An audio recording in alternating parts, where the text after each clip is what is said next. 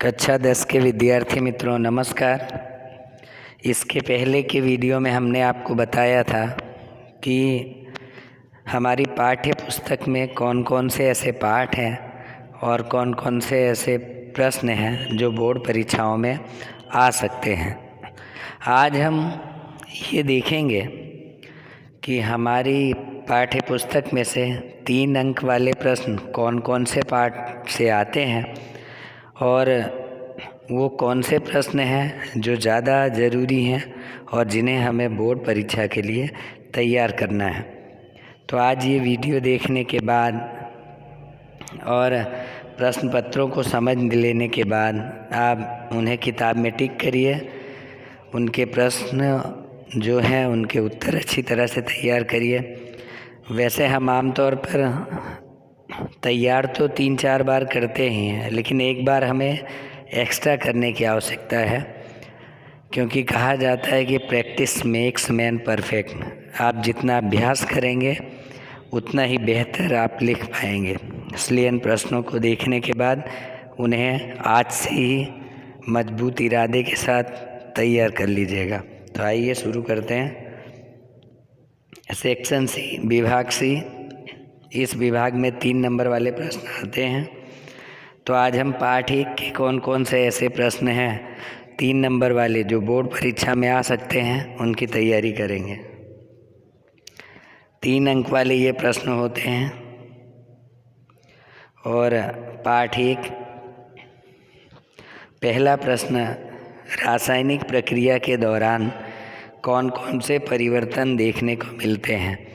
यानी जब रासायनिक अपक्रिया होती है तो रासायनिक अपक्रिया से पहले जो अभिकारक होते हैं और उसके बाद में जो हमें उत्पाद मिलता है, दोनों में कौन कौन से परिवर्तन देखने को मिलते हैं उसके बारे में आपको विस्तार पूर्वक लिखना है।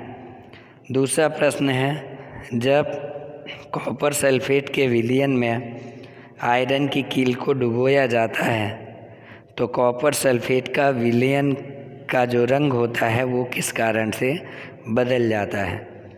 यानी जब कॉपर सल्फेट के विलयन में आयरन की कील को हम डुबोते हैं तो विलयन का रंग किस कारण से बदल जाता है वो आपको डिटेल लिखनी है और उसका रासायनिक समीकरण भी देना है। तीसरा प्रश्न है कि मैग्नीशियम की पट्टी को जब हम हवा में जलाते हैं तो जलाने से पहले उसे रेगमाल का जो पेपर आता है उसे अच्छी तरह से साफ़ क्यों किया जाता है, इसके बारे में आपको विस्तार पूर्वक लिखना है। चौथा प्रश्न है, जिंक के टुकड़े और मंद सल्फ्यूरिक एसिड के बीच होने वाली प्रक्रिया समझानी है। जिंक के टुकड़े और मंद सल्फ्यूरिक एसिड के बीच होने वाली प्रक्रिया समझाइए और साथ ही इस प्रक्रिया का संतुलित समीकरण लिखना है। अगला प्रश्न जो 5वां और प्रश्न है, मैग्नीशियम की पट्टी को हवा में सुलगाने की प्रक्रिया समझानी है। यानी हवा में जब हम मैग्नीशियम की पट्टी को जलाते हैं तो क्या होता है, वो रासायनिक समीकरण क्यों जलती है उसका डिटेल, और इस प्रक्रिया का जो आप समीकरण लिखेंगे वो बैलेंस समीकरण लिखेंगे। तो इस तरह से ये 5 प्रश्न आपको तैयार कर डालने हैं। ये पाठ 1 में से हैं जो 3 नंबर वाले प्रश्न बनते हैं वो पूछे जाएंगे। आज आप इसे तैयार कर लीजिएगा। इसके नेक्स्ट वीडियो में हम पार्ट 2 के अंदर 3 मार्क्स के कौन कौन से प्रश्न आएंगे उसकी चर्चा करिए।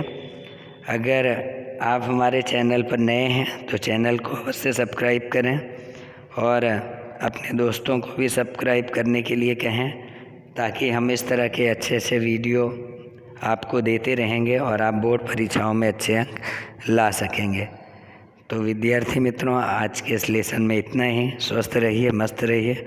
अगले वीडियो में फिर मिलेंगे। तब तक के लिए धन्यवाद।